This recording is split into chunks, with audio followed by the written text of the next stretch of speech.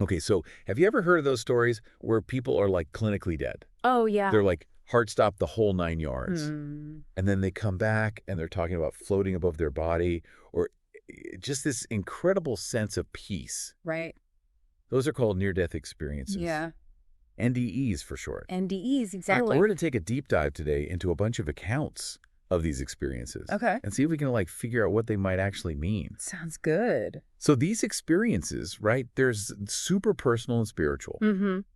But the crazy part is there are all these common themes Yeah, there really are. that kind of weave through a lot of them. Like, Seeing a bright light yes. or feeling this like unconditional love. Or meeting deceased loved ones. Right. That's a big one. And it just makes you wonder if death is really the end. Right. How do we explain these recurring themes in NDEs? Yeah. I mean, some people are just like, oh, it's just hallucinations. Right. But I don't know. That doesn't really cut it for me. Yeah, it's hard to explain away the consistency with just hallucinations. Exactly.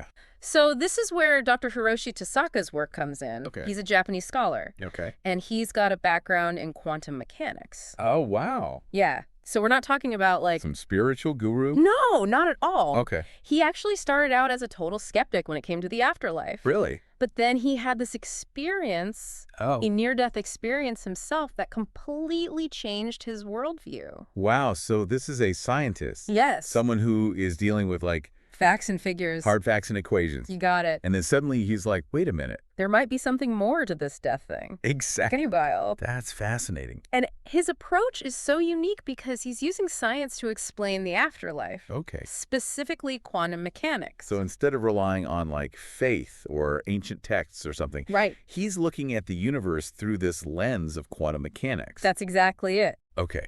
I am so hooked. I thought you might be.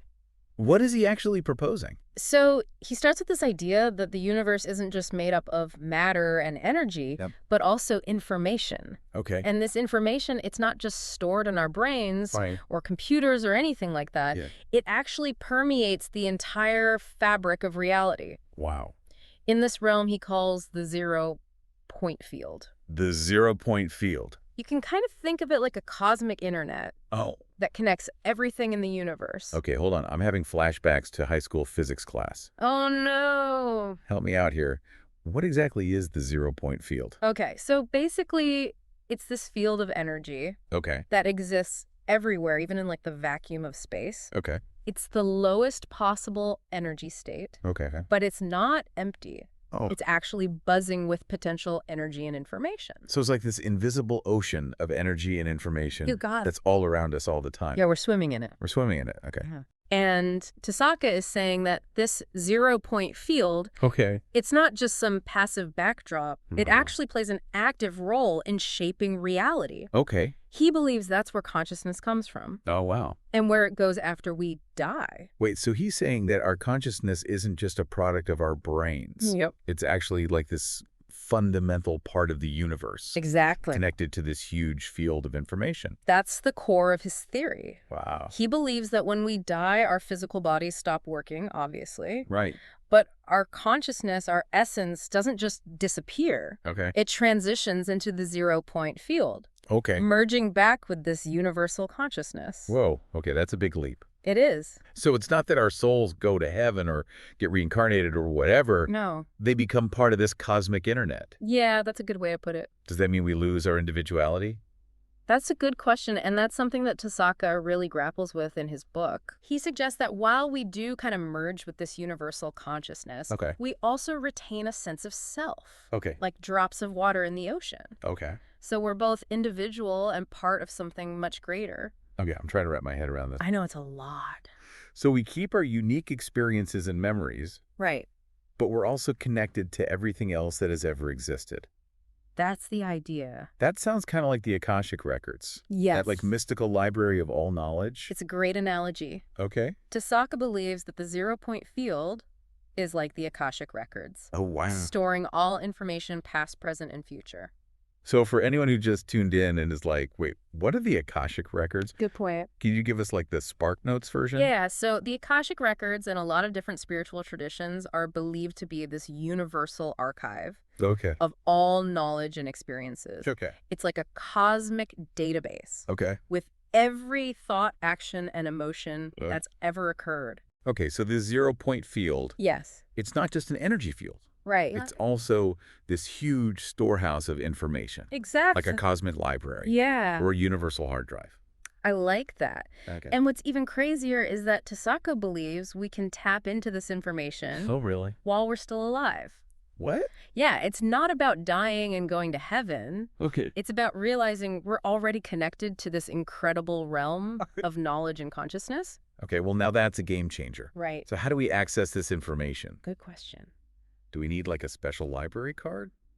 Not quite. Or do we just have to like think really hard? Well, Tasaka says we access the zero-point field through our right brain. Okay. You know, the part of our brain that's associated with intuition, creativity, emotions, that kind of stuff. So it's not about logic and reasoning. Not really. It's about tapping into our more intuitive side. Exactly. Interesting. He thinks that the left brain, which is all about language and logic, Right. it just can't grasp the multidimensional nature of the zero-point field. Okay. It's the right brain that can actually tune in Okay. to the frequency of this universal information field. So is that why some people seem to have these amazing intuitive abilities? Could be. Like they just know things they shouldn't, Right. or they have these incredible bursts of creativity. Yeah. Are they somehow better at accessing the zero-point field? That's exactly what Tasaka suggests. Oh, wow. He believes that people we consider geniuses, Okay. like Einstein Right. or Mozart, Yeah. they were able to tap into this field more effectively. So it's not that they were just born brilliant. Well, They had a better connection to this cosmic source of knowledge. it will be. All right, that makes you wonder if we could all learn to access this information. Right. Could we all be geniuses? That's a great question, and one we'll have to explore further. All right, everyone take a deep breath and let that all sink in. We'll be right back. Welcome back to the Deep Dive.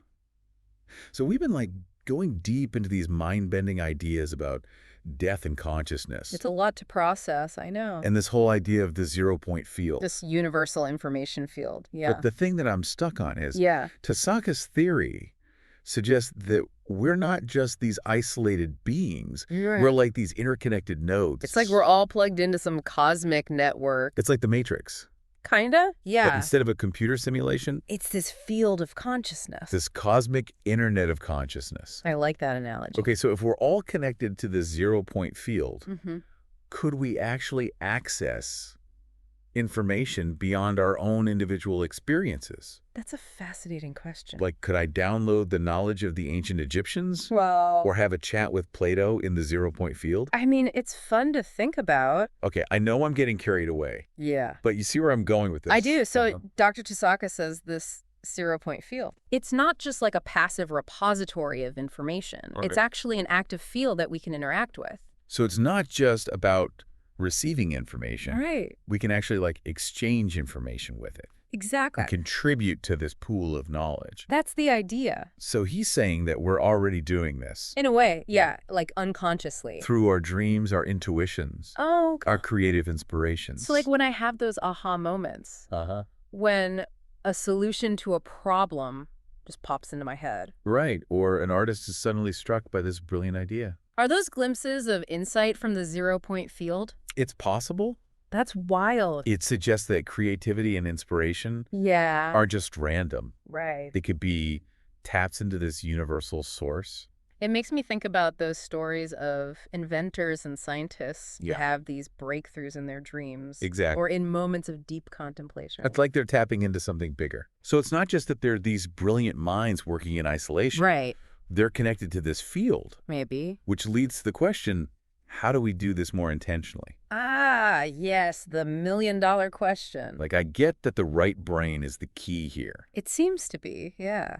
But how do we train our brains to tune into this cosmic frequency? Well, Tasaka doesn't suggest anything too crazy. Like meditating in a cave for a year? No, nothing like that. Okay.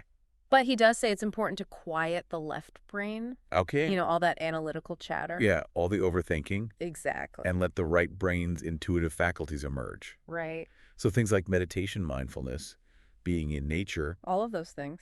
can help us become more receptive It's about creating space. to the zero-point field. Exactly. So it's like we need to be more childlike In a More way. willing to explore, Yeah, be curious. experiment without judgment. And without those preconceived Is notions. that why children are often so intuitive and imaginative? That's an interesting thought. Because their left brain hasn't taken over yet It hasn't fully developed those filters. and started overanalyzing everything. Right.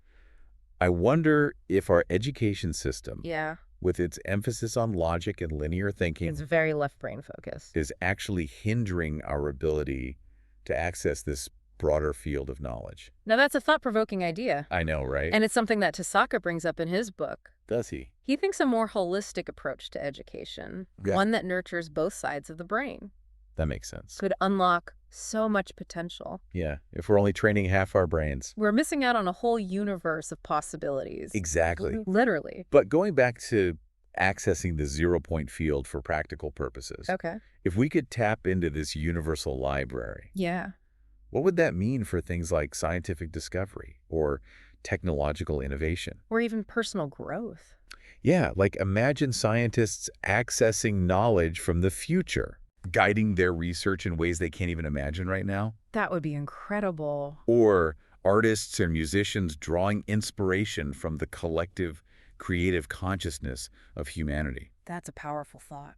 It's like we could accelerate the evolution of human consciousness. And creativity. If we could harness this power, Right. what about the potential for healing Oh, yeah. and personal transformation? If we could access information about past traumas, Okay. limiting beliefs Things that are holding us back. that are stored in the zero-point field, Could we use that to unlock a deeper understanding and resolution? it's like having a cosmic therapist, A cosmic therapist. I love that. helping us unravel those knots. In our subconscious. Yeah, and tap into our full potential. Okay, so we've talked about a lot of positive possibilities. Right? But are there any downsides to accessing this field? That's a valid question. Like, what if we're not ready for the information? I mean, the zero-point field has so much information. Okay. Accessing it without preparation could be overwhelming. It's like drinking from a fire hose Exactly. of cosmic knowledge We need to learn to sip responsibly. before we take a big gulp. Right. But what about the information itself? Yeah. Could it be manipulated or misinterpreted? That's something to consider. Okay. Tasaka says that the information in the zero-point field Yeah. isn't static or absolute. Okay. It's open to interpretation. So it's not like downloading a file from a computer. Yeah. It's more like interpreting a dream. Or a work of art. Okay. Subjective and open to multiple interpretations. So we need discernment, Absolutely. critical thinking, Yes. and maybe guidance from trusted sources. To help us navigate this field. It's like venturing into uncharted territory. Exactly. We need a good map and compass. To avoid getting lost. I'm also thinking about the ethical implications of all this. Yeah. If we can access information about other people's lives, Mm-hmm. their past, Their potential futures. that raises some serious ethical questions. It does. It's not just about what we can do, Right. but what we should do. It's about responsibility. We need a strong ethical framework Absolutely. to guide our explorations in this realm, We need to establish guidelines. like discovering a new continent, Exactly. to ensure that we interact responsibly and sustainably. Very important. Do you think if Tasaka's theory becomes more widely accepted, Yeah. we'll see a new field of study emerge, Maybe something like zero-point ethics? or the responsible use of cosmic information? I think you're onto something. As we learn more about consciousness and the zero-point field. We'll need new frameworks for understanding the ethical implications. This has been a lot to process, We've covered a lot of ground. but I feel like we're just getting started. We've only just scratched the surface. We'll be back in a bit to explore the practical implications of Tasaka's theory, I'm looking forward to it. and what it might mean for our lives and the future of humanity. This is where it gets really interesting. Stay tuned. Welcome back to the Deep Dive. We've been talking about Dr. Tasaka's theory. And this whole idea of the zero-point field. Yeah, it's like we took a trip to the edge of reality. And back. It's pretty mind-blowing. It really is. But here's the thing I keep coming back to. What's that? This isn't just about some abstract idea. No, it's not. If Tasaka is right, Okay.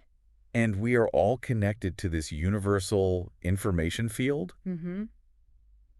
that has to change how we live our lives. It really should. Right. It has implications for everything. Yeah. Our relationships, our fears, our hopes. Like, if we really believe Okay. that death isn't the end, Mm-hmm.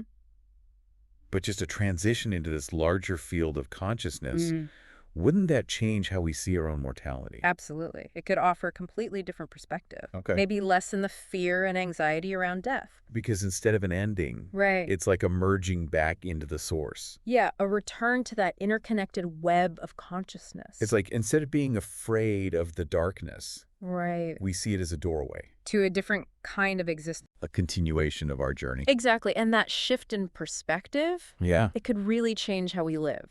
If we're not so worried about dying, Right.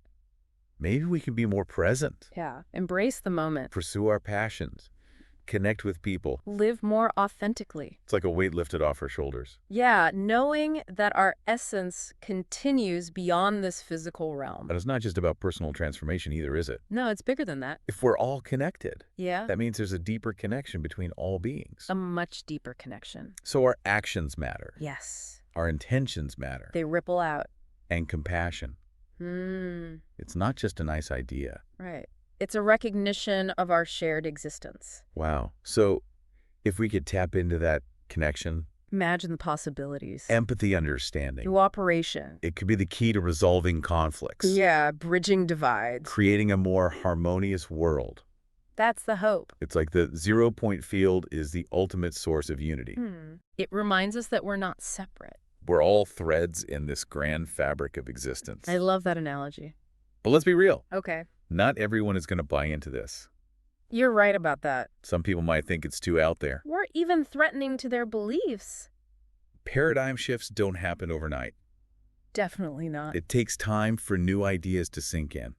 And there will always be skeptics Of course, people who need proof. before they can accept something new. And that's okay. Healthy skepticism is important. And it's good to remember Mm-hmm. that Tasaka's theory, it's still a hypothesis. It needs more research and testing.